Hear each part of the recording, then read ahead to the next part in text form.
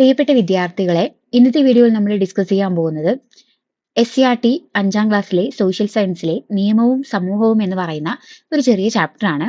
നമുക്ക് ഡിസ്കഷനിലേക്ക് കടക്കാം. എന്താണ് നിയമം എന്നതുകൊണ്ട് ഉദ്ദേശിക്കുന്നതെന്ന് നോക്കാം. സമൂഹത്തിന്റെ നിലനിൽപ്പിനും സുഗമമായ പ്രവർത്തനങ്ങൾക്കും വേണ്ടി ഏർപ്പെടുത്തുന്ന അംഗീകരിക്കപ്പെട്ട നിയന്ത്രണങ്ങളും വ്യവസ്ഥകളുമാണ് നിയമങ്ങൾ എന്ന് അറിയപ്പെടുന്നത്.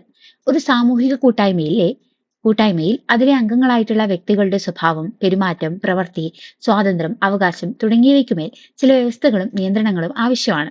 വ്യക്തി താല്പര്യങ്ങൾ സംരക്ഷിക്കപ്പെടുന്നതോടൊപ്പം തന്നെ പൊതു താല്പര്യങ്ങൾ കൂടി പരിഗണിക്കപ്പെടേണ്ടതുണ്ട്. ഇത്തരം സന്ദർഭങ്ങളിൽ സമൂഹത്തിലെ ചില ചിട്ടകൾ ആവശ്യമായി വരുന്നു. ഈ ധർമ്മമാണ് നിയമങ്ങൾ നിർവഹിക്കുന്നത്. നിയമങ്ങൾ പ്രധാനമായിട്ടും രണ്ട് രീതിയിലൂടെയാണ് രൂപപ്പെടുന്നത്. ഒന്ന്, സാമൂഹിക വഴക്കങ്ങൾ കൂടി രൂപപ്പെടുന്ന നിയമങ്ങൾ. മറ്റൊന്ന്, വ്യവസ്ഥാപിതമായിട്ടുള്ള സംവിധാനങ്ങൾ വഴി രൂപപ്പെടുത്തുന്ന നിയമങ്ങൾ. എന്താണ് സാമൂഹിക വഴക്കങ്ങൾ എന്നതുകൊണ്ട് ഉദ്ദേശിക്കുന്നത് എന്ന് വെച്ചാൽ, ഒരു പ്രത്യേക സാമൂഹിക സംഘത്തിലോ സംസ്കാരത്തിലോ സ്വീകാര്യമായിട്ട് കണക്കാക്കപ്പെടുന്ന വിശ്വാസങ്ങൾ, മനോഭാവങ്ങൾ, പെരുമാറ്റങ്ങൾ എന്നിവയുടെ അലിഖിത നിയമങ്ങളാണ് സാമൂഹിക വഴക്കങ്ങൾ എന്നുകൊണ്ട് ഉദ്ദേശിക്കുന്നത്. നിയമങ്ങൾ എങ്ങനെയാണ് രൂപപ്പെടുന്നതെന്ന് നോക്കാം. ആധുനിക കാലഘട്ടത്തിൽ ഓരോ ഗവൺമെന്റും നിയമനിർമ്മാണ സഭകൾ വഴിയാണ് രാഷ്ട്രത്തിന് ആവശ്യമായിട്ടുള്ള നിയമങ്ങൾ നിർമ്മിക്കുന്നത്. രാഷ്ട്രം എന്നതുകൊണ്ട് ഉദ്ദേശിക്കുന്നത് ഒരു നിശ്ചിത ഭൂപ്രദേശത്ത് ഭരണകൂടത്തിന്റെ കീഴിൽ ജീവിക്കുന്ന സംഘടിതമായ സമൂഹത്തെയാണ് എന്ന് പറയുന്നത്. രാഷ്ട്രം എന്നതുകൊണ്ട് അർത്ഥമാക്കുന്നത് ജനസംഖ്യ, ഭൂപ്രദേശം, ഗവൺമെന്റ്, പരമാധികാരം എന്നിവയാണ് രാഷ്ട്രത്തിന്റെ ഘടകങ്ങൾ. എന്താണ് രാഷ്ട്രത്തിന്റെ ഘടകങ്ങൾ എന്ന് ചോദിച്ചാൽ, ഒന്നാമത്തെ ജനസംഖ്യയാണ്, മറ്റൊന്ന് ഭൂപ്രദേശം, ഗവൺമെന്റ്, പരമാധികാരം എന്നിവയാണ്. ഗവൺമെന്റുകൾ മുൻകൈയെടുത്ത് നിർമ്മിക്കുന്ന നിയമങ്ങൾക്ക് പുറമെ ശക്തമായിട്ടുള്ള പൊതുജനാഭിപ്രായത്തെ തുടർന്നും നിയമനിർമ്മാണ സഭകൾ നിയമങ്ങൾ നിർമ്മിക്കാറുണ്ട്.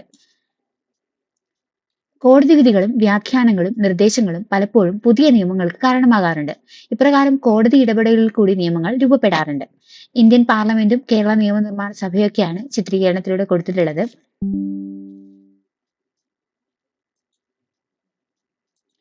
പാഠഭാഗത്ത് പറഞ്ഞിട്ടുള്ള ചില പ്രധാനപ്പെട്ട നിയമങ്ങൾ നമുക്ക് നോക്കാം. വിവരസാങ്കേതിക വിദ്യാ നിയമം 2000. വിവരസാങ്കേതിക വിദ്യ ഉപയോഗിച്ചുള്ള ഇടപാടുകൾക്ക് നിയമപരമായിട്ടുള്ള അംഗീകാരവും സുരക്ഷിതത്വവും ഉറപ്പുവരുത്തുന്നതിനായി നിലവിൽ വന്ന നിയമമാണ് വിവരസാങ്കേതിക വിദ്യാ നിയമം 2000. സൈബർ കുറ്റകൃത്യങ്ങളിൽ ഏർപ്പെടുന്നവർക്ക് കർശനമായിട്ടുള്ള ശിക്ഷയാണ് ഈ നിയമത്തിൽ വ്യവസ്ഥ ചെയ്തിരിക്കുന്നത്. അപ്പോൾ വിവരസാങ്കേതിക വിദ്യാ നിയമം രൂപീകരിച്ചത് 2000-ലാണ്.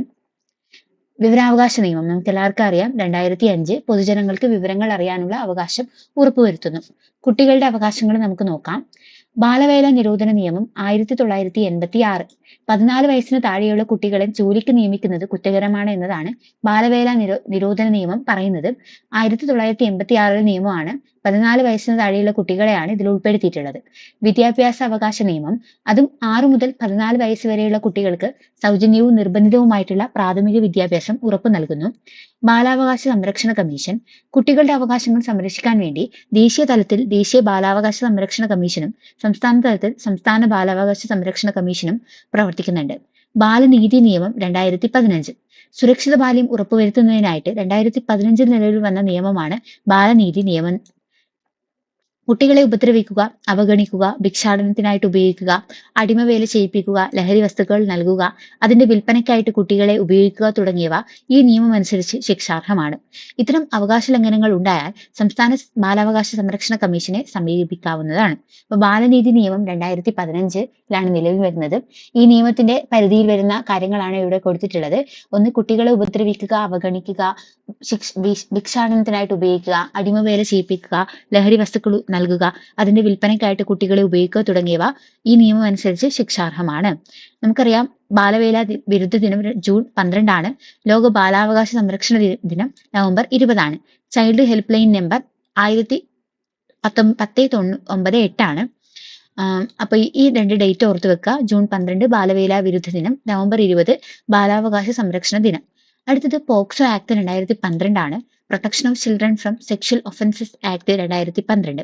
ലിംഗപദവി വ്യത്യാസമില്ലാതെ കുട്ടികൾക്കെതിരെയുള്ള ലൈംഗിക അതിക്രമങ്ങളിൽ നിന്ന് അവരെ സംരക്ഷിക്കുന്നതിനായി നിലവിൽ വന്നിട്ടുള്ള നിയമമാണ് പോക്സോ ആക്ട്. ലൈംഗിക കുറ്റകൃത്യങ്ങളിൽ നിന്ന് കുട്ടികളെ സംരക്ഷിക്കുന്നതിനുള്ള നിയമം എന്നാണ് ഇത് മലയാളം. അന്താരാഷ്ട്ര തലത്തിൽ 1989 നിലവിൽ വന്ന കുട്ടികളുടെ അവകാശ ഉടമ്പടിയെ അംഗീകരിച്ചുകൊണ്ട് ഇന്ത്യ ഗവൺമെന്റ് ഈ നിയമം നടപ്പിലാക്കിയിട്ടുള്ളത്. അതായത് 1989 അന്താരാഷ്ട്ര തലത്തില് കുട്ടികളുടെ അവകാശ ഉടമ്പടി അംഗീകരിക്കുന്നത്. ഈ നിയമം നടപ്പിലാക്കി ഈ പോക്സോ ആക്ട് 2012 നടപ്പിലാക്കിയത് ഈ ഉടമ്പടി അംഗീകരിച്ചുകൊണ്ടാണ്. നിയമവാഴ്ച എന്താണെന്ന് നോക്കാം. വ്യത്യസ്തങ്ങളായിട്ടുള്ള നിയമങ്ങൾ നമ്മൾ പരിചയപ്പെട്ടു. ഈ നിയമങ്ങൾക്ക് വിധേയപ്പെടുന്നത് കൊണ്ടാണ് നമ്മുടെ സാമൂഹ്യ ജീവിതം സുഗമമായി മുന്നോട്ട് പോകുന്നത്. നിയമത്തിന് മുന്നിൽ എല്ലാ പൗരരും തുല്യരാണ്. നിയമം ഉറപ്പാക്കുന്ന തുല്യ സംരക്ഷണം അനുഭവിച്ച് അവയ്ക്ക് വിധേയപ്പെട്ട് ജീവിക്കുന്ന സാഹചര്യമാണിത് നിയമവാഴ്ച എന്നുകൊണ്ട് ഉദ്ദേശിക്കുന്നത്. സുപ്രീം കോടതി ഇന്ത്യയുടെ പരമോന്നത കോടതിയാണ് സുപ്രീം കോടതി. ന്യൂഡൽഹിയിലാണ് സുപ്രീം കോടതി സ്ഥിതി ചെയ്യുന്നത്. കേരള ഹൈക്കോടതി സംസ്ഥാനത്തെ ഏറ്റവും ഉയർന്ന കോടതിയാണ് ഹൈക്കോടതി. എറണാകുളത്താണ് കേരള ഹൈക്കോടതി സ്ഥിതി ചെയ്യുന്നത്. കോടതികളുടെ ശ്രേണീഘടനയാണ് കൊടുത്തിട്ടുള്ളത്. ഏറ്റവും മുകളിലായിട്ട് സുപ്രീം കോടതി, പിന്നെ ഹൈക്കോടതികള്, ജില്ലാ കോടതികള്, പിന്നെയാണ് കീഴ്ക്കോടതികൾ വരുന്നത്. നിയമത്തിന്റെ പരമാധികാരം ഉറപ്പുവരുത്തുക എന്നതാണ് കോടതികളുടെ മുഖ്യ ചുമതല. ഇത്രയാണ് ഈ ചാപ്റ്ററിനകത്ത് പറഞ്ഞിട്ടുള്ളത്. പ്രധാനമായിട്ടും ഒരുപാട് കുട്ടികൾക്ക് വേണ്ടിയിട്ടുള്ള നിയമങ്ങളാണ് ഇവിടെ കൊടുത്തിട്ടുള്ളത്. അതിന്റെ വർഷം, ആ നിയമത്തിന്റെ പരിധിയിൽ വരുന്ന കാര്യങ്ങൾ, ഇതൊക്കെയാണ് നമ്മൾ പ്രധാനമായിട്ട് ഈ ചാപ്റ്ററിൽ നിന്ന് പഠിക്കേണ്ടത്. അപ്പോൾ ഈ പാഠം മനസ്സിലായെന്ന് വിചാരിക്കുന്നു. ഈ ക്ലാസ് ഇഷ്ടപ്പെട്ടാൽ ചാനൽ സബ്സ്ക്രൈബ് ചെയ്യുക, നിങ്ങളുടെ അഭിപ്രായങ്ങൾ അറിയിക്കുക. നമുക്ക് അടുത്ത വീഡിയോയിൽ കാണാം. അതുവരേക്കും ബൈ.